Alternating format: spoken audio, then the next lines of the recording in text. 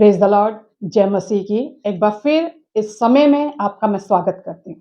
आज का परमेश्वर का आशीष वचन जो हम देखेंगे नहमिया की पुस्तक उसका 8वां अध्याय और 10वां वचन। यहाँ लिखा है, यहोवा का आनंद तुम्हारा दृढ़ गढ़ है। यहोवा का आनंद तुम्हारा दृढ़ गढ़ है। और इंग्लिश में लिखा है, the Joy of the Lord is your strength.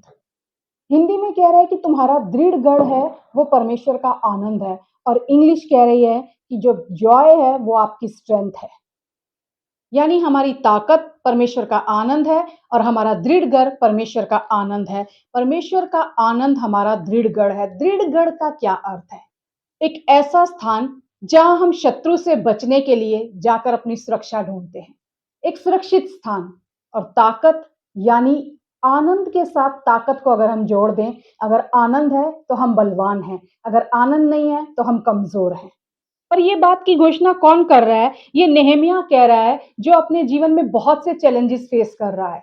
यरूशलेम की दीवार बना रहे हैं, उनका सताव हो रहा है, विरोधी उनके विरोध में खड़े हो रहे हैं। और वो अपने लोगों से कह रहा है कि डरो मत, उदास मत हो। सारी परिस्थितियों के बावजूद जो परमेश्वर का आनंद है वो तुम्हारा दृढ़ गढ़ है। परमेश्वर का आनंद तुम्हारी ताकत है। वो आनंद जो परमेश्वर ने हमारे अंदर डाला है। कभी कभी हम कुछ चीजें जो देखते हैं, सुनते हैं, महसूस करते हैं, और कुछ चीजें हमें उत्साहित करती हैं तो हम खुशी महसूस करते हैं, हम खुश होते हैं। लेकिन वो दुनियावी खुशी है, वो उन चीजों के साथ ही आती है और उन चीजों के साथ ही खत्म हो जाती है। लेकिन जो परमेश्वर का आनंद है, वो आनंद आत्मिक चीजों पर आधारित होता है और वो कभी खत्म नहीं होता। अगर हम कहें यहाँ इस घटना में, यहाँ इस वाक्य में जब नेहमिया ये बात कह रहा है कि प्रभु का आनंद तुम्हारा दृढ़ गढ़ है, तो वो ये घोषित कर रहा है कि आनंद जो है ना, वो शत्रु के खिलाफ उठाने के लिए एक तीर है। शत्रु के खिलाफ उठाने के लिए तुम्हारे पास एक हथियार जो है ना, वो आनंद है। जब तुम्हारा आनंद बना रहेगा, शत्रु खुद ब खुद कमजोर होगा, तुम उस शत्रु को हरा सकोगे, तुम बलवान होगे और तुम्हारा शत्रु निर्बल हो जाएगा। कौन से आनंद की वो बात कर रहा है? वो आनंद जो परमेश्वर की ओर से हमारे अंदर डाला गया है। जब हम उस आनंद में बने रहते हैं, जब हम उस दुनियावी आनंद को छोड़कर, उस खुशी को छोड़कर परमेश्वर के आनंद में बने रहते हैं, तब हम कह सकते हैं, ये मेरा दृढ़ गढ़ है, ये मेरी ताकत है। और ये आनंद हमें कहां से मिलता है? ये परमेश्वर का आनंद हमारे अंदर डाला गया है। तुम्हें बड़े आनंद का सुसमाचार सुनाया गया है, यानी एक आनंद का सुसमाचार हमें सुनाया गया है। यशाया 61 में लिखा है, हर्ष रूपी तेल से तुम्हारा अभिषेक किया गया है। वो तेल नहीं जिसे हम मार्केट से खरीद सके, लेकिन ये एक बेशकीमती तेल है, जो हर्ष रूपी तेल है, जैसे कि कीमत खुदा ने अपना लहू देकर अदा की है। और उस लहू से उसने उस लहू तेल को खरीदा है और उस हर्ष को हमारे जीवन में उंडेला है। वो कहता है, हर्ष रूपी तेल से मैंने तुम्हारा अभिषेक किया है। वो ऑटोमेटिकली हमारे अंदर डाला गया आनंद है।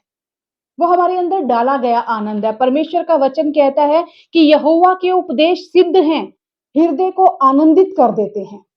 भजन संहिता 19 के 8 में लिखा है, जो परमेश्वर के वचन है, जो उसके उपदेश है, वो सिद्ध है, वो हमारे हृदय को आनंदित कर देते हैं। यानी जो वचन हमें दिया गया है वो हमें आनंद से भर देता है। भजन संहिता 16 के 11 में लिखा हुआ है, तू ही मुझे जीवन का रास्ता दिखाएगा और तेरे निकट ही आनंद की भरपूरी है। जब हम उसके निकट हैं, हमारे जीवन में उस आनंद की भरपूरी है। भजन संहिता 5:11 कहता है, जितने तुझ पर भरोसा रखते हैं वे सब आनंद करेंगे। जितने तुझ पर भरोसा रखते हैं, जब हम उस पर भरोसा रखते हैं, अपने खुदा पर, जब हम उसके वचन को अपने जीवन में लेते हैं, जब हम कहते हैं कि प्रभु तेरे निकट हम हैं, तो हमारे जीवन में आनंद ही आनंद है। तब कोई परिस्थितियां हमारे आनंद को चुरा नहीं सकती। और यही बात फिलिप्पियों की पत्री में अगर हम देखते हैं, 5वें अध्याय के 4थे वचन में, तो हम पौलुस के जीवन से देख सकते हैं, जो बंदी गृह में है।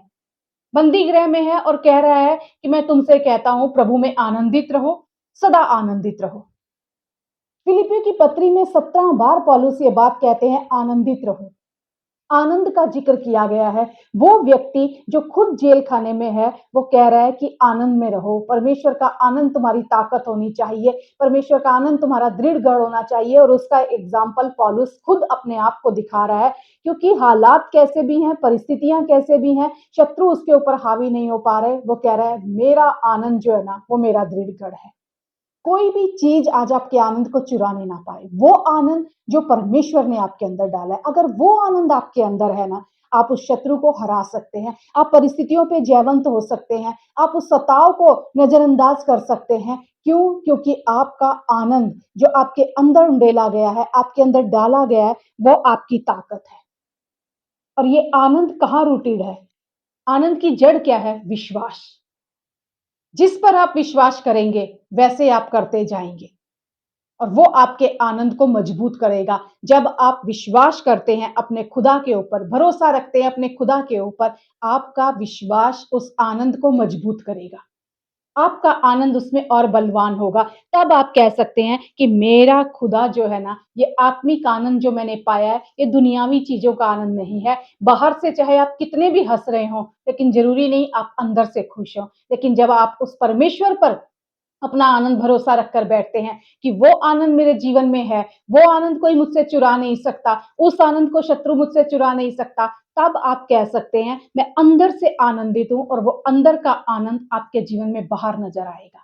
बाहरी आनंद जरूरी नहीं आपको अंदर भी हो, लेकिन अंदरूनी आनंद आपके जीवन में बाहर भी नजर आएगा। खुदा कहता है मैंने मेरा आनंद तुम्हारा दृढ़ गढ़ है और मेरा आनंद तुम्हारी ताकत है। यानी एक सिक्के के दो पहलू हैं, आनंद और ताकत। परमेश्वर आज आपसे ये चाहता है, जो आनंद मैंने तुम्हारे अंदर भरा है ना, उसे कोई व्यक्ति, कोई शत्रु, कोई हालात, कोई परिस्थितियां, कोई चुरा नहीं ना पाए।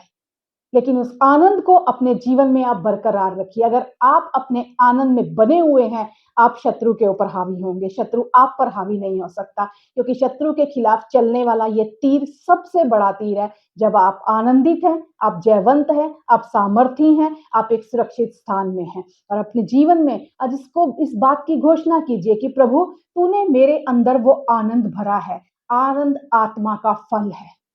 आनंद आत्मा का फल है जो आपके अंदर डाला गया है। हर्ष रूपी तेल से आपका अभिषेक किया गया है। उसके वचन अगर आपके पास है, आपके हृदय को आनंदित करेंगे। अगर आप अपने खुदा पर भरोसा करके चलते हैं, तो आप आनंद ही करेंगे। अगर आप परमेश्वर के निकट हैं, तो आनंद की भरपूरी आपके जीवन में है। फिर कोई चीज़ आपको परेशान नहीं कर सकती, कोई हालात आपको परेशान नहीं कर सकते, तो होने दीजिए। कोई भी आपके आनंद को चुराने ना पाए और कहिए कि खुदा तेरा आनंद मेरा दृढ़ गढ़ है। मैं इस आनंद में बना हुआ हूँ और मैं जानता हूँ यही मेरी ताकत है। मैं विश्वास करती हूँ एक बार फिर परमेश्वर ने आपके इस आनंद को नया बनाया है। आपके जीवन में फिर से एक नया अभिषेक उंडेला होगा कि परमेश्वर चाहता है जो आनंद मैंने तुम्हारे लिए रखा है, जो आनंद मैंने तुम्हारे अंदर उंडेला है, जिसकी मैंने कीमत अदा की है, उस आनंद में तुम सदा आनंदित रहो। मैं फिर कहता हूँ सदा आनंदित रहो। आमेन। आमेन।